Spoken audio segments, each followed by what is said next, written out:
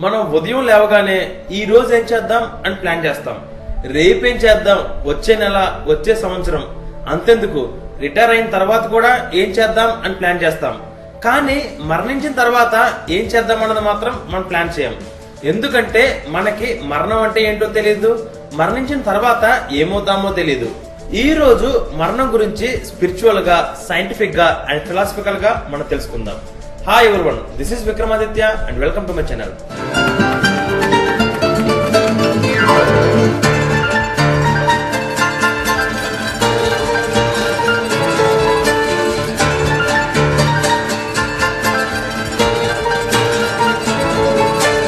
దయచేసి గమనించండి, మరణం గురించి నా రీసెర్చ్ లో నేను తెలుసుకున్న విషయాలు, మరణం పైన నాకున్న ఆలోచనలు మాత్రమే మీతో షేర్ చేసుకుంటున్నాను. మనకి కాంట్రవర్సీస్ అండ్ డిబేట్స్ వద్దు. లేదు నేను నీతో ఏకీభవించను అని అంటే, ఒక పెద్ద మనిషి ఏమన్నాడంటే, కొన్ని గొప్ప గొప్ప విషయాలు మనం తెలుసుకోవాలంటే మనమే స్వయంగా ఎక్స్పీరియన్స్ అవ్వాలి అని. Just kidding. మన భూమి పైన రోజుకి 150,000 మంది కన్నా ఎక్కువ మందే చనిపోతున్నారు. మరణం లేని జీవి ఉండదు అని మనం అనుకుంటున్నాం. కానీ టూరిటాప్సిస్ ధోర్ని అనే ఒక జెల్లీ ఫిష్ కి ఎంత వయసైనా మరణం రాదట, మనం పట్టుకొని చంపేస్తే తప్ప. ముందుగా మరణం గురించి మన హిందూ పురాణాల్లో ఏమనుందో ఇప్పుడు తెలుసుకుందాం. మన శరీరంలో ఆత్మ ఎప్పుడు వైబ్రేట్ అవుతూ ఉంటుంది. ఆ ఆత్మనే మన కాన్షియస్నెస్ అని అంటాం. ఎప్పుడైతే మన శరీరం ఆ ఆత్మని హోల్డ్ చేసే కెపాసిటీని కోల్పోతుందో అప్పుడు ఆత్మ మన బాడీ నుండి స్లిప్ అయిపోతుంది. అది వయసు అయిపోవడం వల్ల కావచ్చు, యాక్సిడెంట్, సూసైడ్, మర్డర్, ఏ విధంగా అయినా మన శరీరం ఫెయిల్ అయితే మరణం సంభవిస్తుంది. బ్రతికున్నప్పుడు నువ్వు అంటే నీ థాట్స్, ఆలోచనలు. నువ్వు సక్సెస్ఫుల్ గా జీవించడానికి నీ థాట్సే నీకు హెల్ప్ అవుతాయి. అలానే చనిపోయిన తర్వాత నువ్వు అంటే నీ థాట్స్ కాదు, నీ డీడ్స్, కర్మలు. అవి మంచి కర్మలు కావచ్చు, చెడు కర్మలు కావచ్చు. లైఫ్ ఆఫ్టర్ డెత్ నీ కర్మలను బేస్ చేసుకునే ఉంటుంది. మరణాలు 4 రకాలు ఉంటాయి. వాటిలో మొదటిది సకాల మరణం. గీతలో శ్రీకృష్ణుడు ఏమన్నాడంటే, ఎలాగైతే రోజు ఒకే జత బట్టలు వేసుకుంటే అవి కొన్ని రోజుల తర్వాత పాడైపోయి పనికి రాకుండా పోతాయో, అలానే వయసు అయిపోయిన తర్వాత శరీరం జీవించడానికి పనికి రాకుండా పోతుంది. అప్పుడు మరణం సంభవిస్తుంది. ఇక రెండోది అకాల మరణం. పేరు వింటేనే మీకు అర్థమై ఉంటుంది. యాక్సిడెంట్ వల్ల, సూసైడ్ వల్ల, మర్డర్ వల్ల ఆయుష్ తీరక ముందే మరణించడం. మూడోది తాత్కాలిక మరణం. ఇది కొంచెం ఇంట్రెస్టింగ్ టాపిక్. కొంతమందిని మరణించిన తర్వాత వారిని శ్మశానానికి తీసుకెళ్తుంటే మధ్యలో వాళ్ళకి ప్రాణం తిరిగొచ్చి లేచారని మనం వింటున్నాం. అదే తాత్కాలిక మరణం. ఇది వయసు అయిపోయిన ముసలి వాళ్ళ విషయంలో, హాస్పిటల్ బెడ్ పైన ఉన్న వాళ్ళ విషయంలో ఎక్కువగా జరుగుతుంది. ఇది రేర్ సిచ్యువేషన్ లో వాళ్ళ బాడీ పెరలైజ్ అయిపోతుంది, కానీ వాళ్ళ కాన్షియస్నెస్ మాత్రం ఫెయిల్ అవ్వదు. వాళ్ళు కదలలేనప్పటికీ వాళ్ళ చుట్టూ జరుగుతున్న విషయాలన్నీ వాళ్ళకి తెలుస్తూనే ఉంటాయి. వాళ్ళకి వినిపించే సౌండ్స్ కి అనుగుణంగా ఒక ఇమేజ్ ని వాళ్ళ బ్రెయిన్ లో ఫామ్ చేసుకుంటారు. తరువాత కాసేపటికి వాళ్ళ బాడీలో మూమెంట్ వచ్చాక వారందరూ ఒకటే విషయం చెప్తారు. అదేంటంటే, నా ఆత్మ నా శరీరం నుండి బయటకు వచ్చింది, నా శరీరాన్ని మీ అందరినీ నేను చూశాను, నేను చాలా తేలికగా గాల్లో తేలాను, నా చుట్టూ బోల్డంత వెలుగు కనిపించింది అని చెప్తారు. ఇదంతా వాళ్ళు నిజంగా ఫీల్ అయిందే, కానీ జరిగిన విషయం మాత్రం అది కాదు. వాళ్ళ బ్రెయిన్ వాళ్ళతో ఒక నాటీ గేమ్ ఆడిందంతే. అందుకనే హిందూయిజంలో చనిపోయిన తర్వాత శ్మశానానికి తీసుకెళ్తున్నప్పుడు మధ్యదారిలో కిందకి దింపుతారు. శ్మశానంలో వారిని పూడ్చడానికి లేక కాల్చడానికి ముందు వాళ్ళ చెవి దగ్గర నువ్వు ఉన్నావా పోయావా అని 3 సార్లు అడుగుతారు. దీనిని చూసిన వారికి కొంచెం కామెడీగా అనిపించచ్చేమో గానీ దీని వెనకున్న లాజిక్ మాత్రం ఇదే. ఇది శాశ్వత మరణమా లేక తాత్కాలిక మరణమా అని కన్ఫర్మేషన్ కోసం.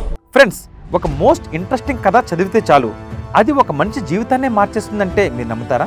కేవలం ఆ కథ మీ పిల్లలకి చదివి వినిపిస్తే చాలు వాళ్ళ జీవితానికి కావాల్సిన విలువలు నేర్చుకుంటారు అంటే మీరు నమ్ముతారా?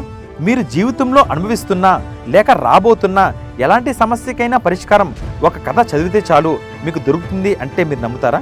Yes, it's possible only with the greatest epic ever told in the history of mankind. It's the Mahabharata. ఈ కథ ఒక సూపర్ హిట్ మూవీ కన్నా 100 రెట్లు గొప్పగా ఉంటుంది. It's a challenge. విక్రమాదిత్య మాటలో రాసిన మహాభారతం పూర్తి కథ 2 భాగాలలో పుస్తకం ఇంకా ఈబుక్ రూపంలో అమెజాన్ ఇంకా 43 ఆన్లైన్ స్టోర్స్ లో దొరుకుతుంది. ఈ పుస్తకం ప్రపంచవ్యాప్తంగా 54 భాషల్లో దొరుకుతుంది. లింక్స్ ఈ వీడియో కింద డిస్క్రిప్షన్లో ఇచ్చాను, వెంటనే ఆర్డర్ చేయండి. ఎందుకంటే ఇది కేవలం ఒక పుస్తకం మాత్రమే కాదు, ఇది నీ జీవితానికి కావాల్సిన గ్రంథాలయం. ఇక 4వది మోక్షం. ఈ పదం సాధారణ మనుషుల దగ్గర వినిపించదు గాని సాధువులు సన్యాసులు దీనికోసమే ప్రయత్నిస్తూ ఉంటారు. మోక్షం అంటే చావు లేకపోవడం కాదు, చనిపోయిన తర్వాత మరో జన్మ లేకపోవడం. ఏ మరణం అయితే ఏ ఆత్మ ఏమవుతుందో ఇప్పుడు తెలుసుకుందాం. ఫస్ట్ కేస్ సకాల మరణం అయితే ఇలా చనిపోయిన వాళ్ళ శరీరం నుండి మూలాధార అనే చక్రం నుండి ఆత్మ బయటికి వెళ్ళిపోతుంది. ఆ ఆత్మ ప్రేతలోకంలో 3 రోజులు ఉంటుంది. అప్పటికి ఆ ఆత్మకి ఎమోషన్స్, అటాచ్మెంట్స్, మెమరీస్ అన్ని ఉంటాయి. 72 గంటల తర్వాత ఆ ఆత్మ దానికున్న అన్ని అటాచ్మెంట్స్ ని వదులుకొని ప్రేతలోకం నుండి పిశాచలోకంలోకి వెళ్ళిపోతుంది. పిశాచలోకంలో రీసెంట్ గా చనిపోయిన వారి ఆత్మలన్నీ ఉంటాయి. చనిపోయిన 13 రోజుల్లోగా ఎవరికైతే వారి పిల్లలు సార్థకర్మలు నిర్వహించి పిండ ప్రదానం చేస్తారో వారు ఆ ఆత్మని పిశాచలోకం నుండి పితృలోకానికి వెళ్ళడానికి గైడ్ చేసిన వారు అవుతారు. అందుకనే చనిపోయిన 10 రోజుల తర్వాత వారికి ఇష్టమైనవన్నీ సమర్పించి పిండ ప్రదానం చేస్తారు. ఎప్పుడైతే ఒక కాకి వచ్చి ఆ పిండాన్ని తింటుందో అప్పుడు ఆ ఆత్మ పిశాచలోకం నుండి పితృలోకానికి వెళ్ళిందని అర్థం. అందుకనే కాకి వచ్చి ఆ పిండాన్ని తినేంత వరకు చూసే వెళ్తారు. పితృలోకంలో మన పూర్వీకులు ఉంటారు, అంటే మన తాత ముత్తాతలు ఉంటారు. ఈ 3 లోకాల ప్రయాణం తర్వాత వాళ్ళ పాపాలకు శిక్షను అనుభవించి దేవతాలోకానికి వెళ్తారు. అదే స్వర్గం. దేవతాలోకంలో మోక్షం పొందిన వారు ఉంటారు. మోక్షం పొందిన వారు ఎప్పటికీ దేవతాలోకంలోనే ఉంటారు.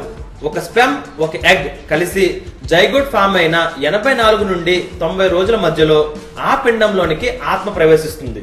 మరలా కొత్త జన్మ మొదలవుతుంది. ఇక అకాల మరణం పాలైన వాళ్ళు ఏమవుతారో ఇప్పుడు తెలుసుకుందాం. ఫర్ ఎగ్జాంపుల్ ఒకరి ఆయుష్ 70 సంవత్సరాలు అనుకోండి. ఒక యాక్సిడెంట్ వల్ల 30 సంవత్సరాలకే అతను చనిపోతే మిగిలిన 40 సంవత్సరాలు అతని ఆత్మ ఏ లోకానికి వెళ్లకుండా ఈ భూమిపైనే వేరే డైమెన్షన్ లో ఉండిపోతుంది. అతని ఆయుష్ కాలం తీరిన తర్వాత ఇంతకు ముందు చెప్పిన 4 లోకాల ప్రయాణం చేస్తారు. ఇక తాత్కాలిక మరణం పొందిన వారు ఎలాగో లేస్తారు కాబట్టి వారి గురించి మనం చెప్పుకోనక్కర్లేదు. ఇక మిగిలింది మోక్షం. సన్యాసులు, సాధువులు, అఘోరాలు వారికున్న అన్ని సంబంధాల్ని వదిలి ఆధ్యాత్మిక జీవితం గడుపుతారు.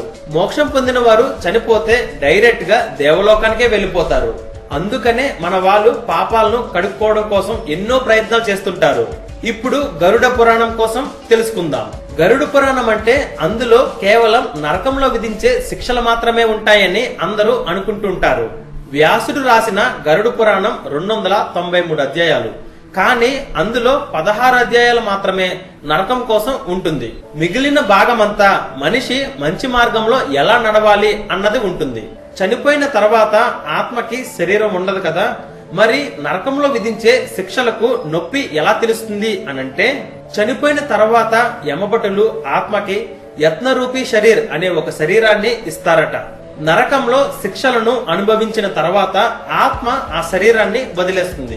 ఆత్మహత్య చేసుకున్న వారికి పనిష్మెంట్ ఏంటో తెలుసా? 6 లక్షల సంవత్సరాల పాటు నువ్వు ఒక్కడవే ఒక చీకటి లోకంలో గడపాలి. బ్రతికున్నప్పుడు 60 సంవత్సరాల కష్టం అనుభవించలేక ఆత్మహత్య చేసుకుంటే నరకంలో 6 లక్షల సంవత్సరాలు కష్టాలు అనుభవించాలి. మరి ఆలోచించుకోండి. గరుడ పురాణంలో పాపం చేసిన వాళ్ళకి చాలా శిక్షలున్నాయి. వాటిలో ముఖ్యమైనవి అంధతంత్రసం అంటే కళ్ళు పీకడం, ప్రాణరోధం అంటే ముక్కల ముక్కలుగా నరకడం, అయప్పానం అంటే మరుగుతున్న ఇనప ద్రవాన్ని తాగించడం, దండసూకం అంటే మృగాల చేత తినిపించడం, ఇంకా ఇలాంటివి చాలా ఉన్నాయి. ఇప్పటి వరకు నేను చెప్పిందంతా కేవలం మన పురాణాల నుండి నేను తెలుసుకున్నది మాత్రమే. ఇప్పుడు సైంటిఫిక్ గా మరణించిన తర్వాత ఏమవుతుందో తెలుసుకుందాం. మనం మరణించిన 3 నిమిషాలకే మన బ్రెయిన్ సెల్స్ అన్ని చనిపోతాయి. 3 రోజుల తర్వాత మన ఆహారాన్ని అరిగించుకోవడం కోసం యూజ్ చేసిన ఎంజైమ్స్ మనల్ని తినడం మొదలు పెడతాయి. శరీరం డ్రై అయిపోయి మన గోలు చుట్టూ ఉన్న శరీరం ష్రింక్ అయిపోవడం వల్ల గోరు పెరిగిన ఇల్యూజన్ మనకు అనిపిస్తుంది. ప్రెగ్నెంట్ ఉమెన్ చనిపోతే బాడీలో CO2 లెవెల్స్ ఎక్కువైపోవడం వల్ల ప్రెషర్ డెవలప్ అయ్యి కడుపులోని పిండం బయటకు వచ్చేస్తుంది. కొన్ని సంవత్సరాలకి స్కిన్ సెల్స్ అన్ని డికంపోజ్ అయిపోయి కేవలం అస్థిపంజరం మాత్రమే మిగులుతుంది. శాస్త్రవేత్తలు మనం మరణించిన తర్వాత కేవలం 2 పాసిబిలిటీసే ఉన్నాయని అంటున్నారు. అవేంటంటే, మొదటిది చనిపోయిన తర్వాత ఎవ్రీథింగ్ ఎండ్స్, ఇంకేమీ ఉండదు. రెండోది, మన కాన్షియస్నెస్ వేరే డైమెన్షన్ లోకి వెళ్ళిపోతుంది. అంతే, వెరీ సింపుల్. రీసెంట్ గా కొంతమంది శాస్త్రవేత్తలు మన కాన్షియస్నెస్ ని డౌన్లోడ్ చేయడానికి ట్రై చేస్తున్నారు.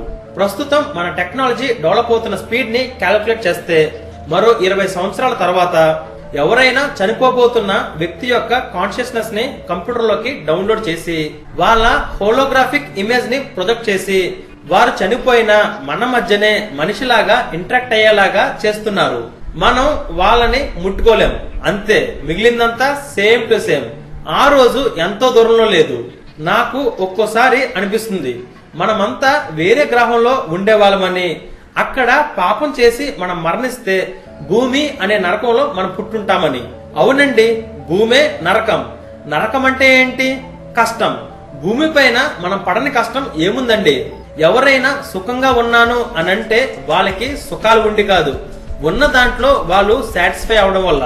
భూమి పైన మనం మంచిగా ఉండి పూర్వజన్మ పాపాలని మనం క్లియర్ చేసుకోలేదనుకోండి, చనిపోయిన తర్వాత మళ్ళీ మనం భూమిపైనే పుడతాం. అందుకనేనేమో పిల్లలు పుట్టిన వెంటనే చుట్టూ చూసుకొని అబ్బా మళ్ళీ భూమిపైనే పుట్టానా అని ఏడుస్తారు. భూమిపైన ఉన్న కష్టం కన్నా ఏదైనా నరకం ఉందంటే మనం చనిపోయిన తర్వాత మనతో పాటు మన తల్లిదండ్రులు, మన లైఫ్ పార్ట్నర్, మన పిల్లల్ని అందరినీ కూర్చోబెట్టి వాళ్ళకి 3D గ్లాసెస్ ఇచ్చి ఐమాక్స్ లో మనం చేసిన పాపాలన్నీ సినిమా వేయడమే. అవి చూస్తున్నప్పుడు వీడినా నేను కన్నది, వీడినా నేను చేసుకుంది, వీడికా నేను పుట్టింది అని నా అనే వాళ్ళు అనుకోవడమే నరకం. నా వరకు మన ప్రకృతి అంతా ఒకే ప్రిన్సిపల్ మీద నడుస్తుంది. అదే బ్యాలెన్స్. ప్రతి చర్యకి ప్రతిచర్య ఉంటుంది. మంచి చేస్తే మంచే తిరిగి వస్తుంది, చెడు చేస్తే చెడే వస్తుంది. అది బ్రతికున్నప్పుడు రావచ్చు, లేక చనిపోయిన తర్వాతైనా రావచ్చు. బట్ బ్యాలెన్స్ చేయడం మాత్రం కన్ఫర్మ్. మరో జన్మ ఉంటుందో లేదో మనకు తెలియదు. సో ఈ జన్మలోనే ఫుల్ గా ఎంజాయ్ చేద్దాం. అలాగని రిస్క్ తీసుకోవడం ఎందుకు? మంచిగా ఎంజాయ్ చేద్దాం. మంచిగా అంటే మనం ఎవరికి దానం ఇవ్వాల్సిన అవసరం లేదు, లాక్కోకుండా ఉంటే చాలు. ఎవరిని నవ్వించాల్సిన అవసరం లేదు, ఏడిపించకుండా ఉంటే చాలు. ఎవరిని ప్రేమించాల్సిన అవసరం లేదు, మోసం చేయకుండా ఉంటే చాలు. ఏ చెడు చేయకుండా ఉండడమే మంచితనం. So lead a happy life. Friends, next ఎపిసోడ్లో కంటెంట్ వేరే లెవెల్లో ఉంటుంది. Don't miss it. నేను రాసిన మహాభారత పుస్తకాన్ని ఇప్పుడే ఆర్డర్ చేయండి. లింక్స్ ఈ వీడియో కింద ఉన్న డిస్క్రిప్షన్లో ఇచ్చాను. అలాగే ఇప్పటి వరకు నా ఛానల్ని మీరు సబ్స్క్రైబ్ చేసుకుని ఉండకపోతే వెంటనే సబ్స్క్రైబ్ చేసుకోండి. Till then take care. Bye.